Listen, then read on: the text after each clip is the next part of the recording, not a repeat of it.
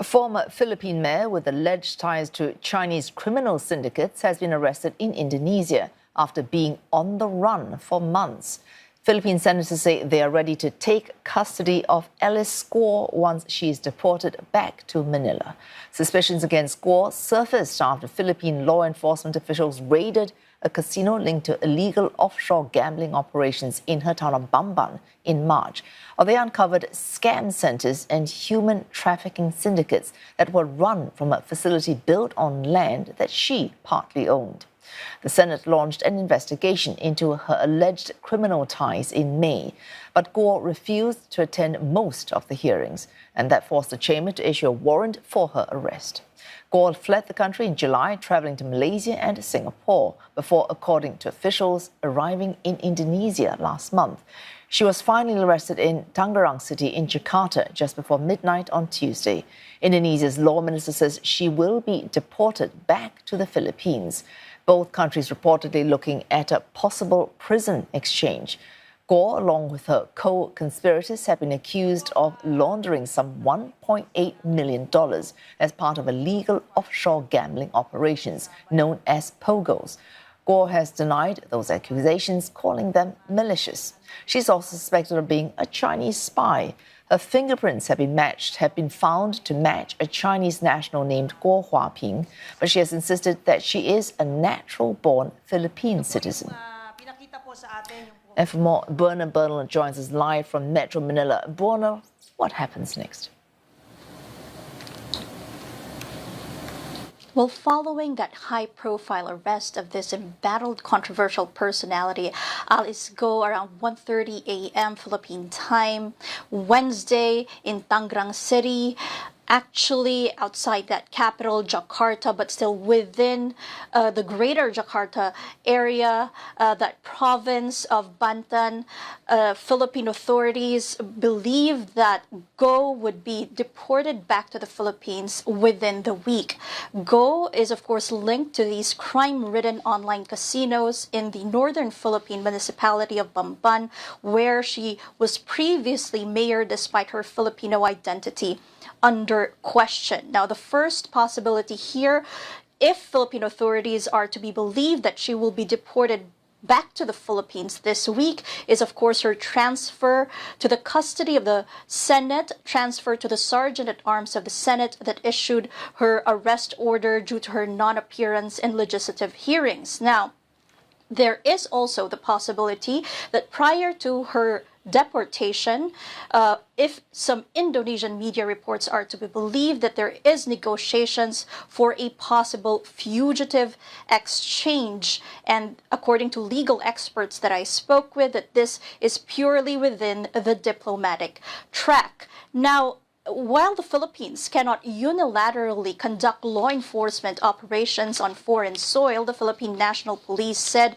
that Guo's arrest was made possible through coordination with Indonesian authorities, given a 2017 deal between the police forces of these two countries in terms of combating transnational crimes and exchanging intelligence. It was actually the Philippine National Police Intelligence Group, through its Foreign Liaison Office, that was first among Philippine law enforcement agencies to learn about Guo's travel details. She escaped the Philippines in July, and those details surfaced among enforcement agencies in the Philippines already in August. In fact, at a July hearing, they were still informing the Philippine Senate of reported sightings of Guo in Bulacan Province, north of Manila. Now, beyond what has been confirmed by authorities, there's also actually continued engagement among intelligence officers of immigration within ASEAN. In fact, they met last month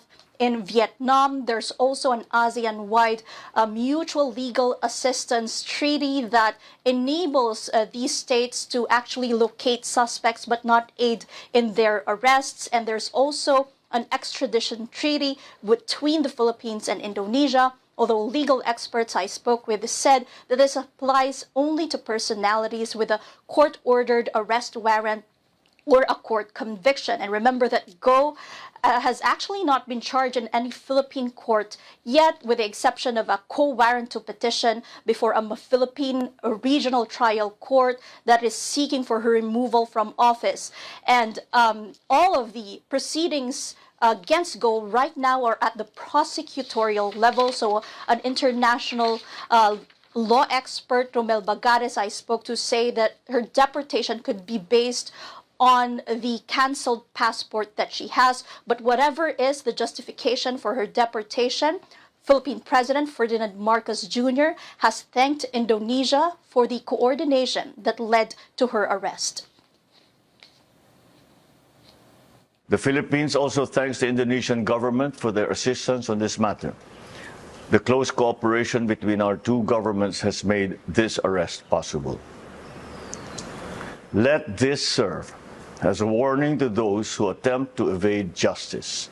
Such is an exercise in futility. The arm of the law is long, and it will reach you. Well, Buena, this case shines a spotlight again on these illegal offshore gambling operations known as POGOs, because President Marcos, we just saw him there, issuing a ban late July on the operation of these POGOs. And what are they, and how widespread are these operations? Philippine offshore gaming operators, or POGOs, are essentially online casinos catering to a foreign market whose back-end operations were based in the Philippines. They employed some 20,000 Filipinos and over 20,000 foreigners. And at the height of the pandemic, when there were travel restrictions that diminished their capacity to hire foreign talent, and there were kidnappings among POGO factions so they can secure the limited pool of workers who were already in the Philippines. Filipino minors were also prostituted to these POGOs, and this was the subject of a Senate investigation. But this year, what surfaced are suspicions of Chinese influence operations, given that this embattled personality, Alice Guo, was able to secure a mayoralty post, secure allegedly fake government documents through a birth certificate mill in southern Philippines that is now under investigation. And all these shows really is a pervasive level of corruption in government. Because if she was able to secure these documents and secure a public post, and if she was able to escape via boat, fleeing the Philippines, then that indicates a level of participation from both state and non-state actors, especially if you have the resources that she has. Oh, thanks for that, Buena Bernal, tying together several difficult issues in a single case involving Alice Guo, reporting live there from Metro Manila.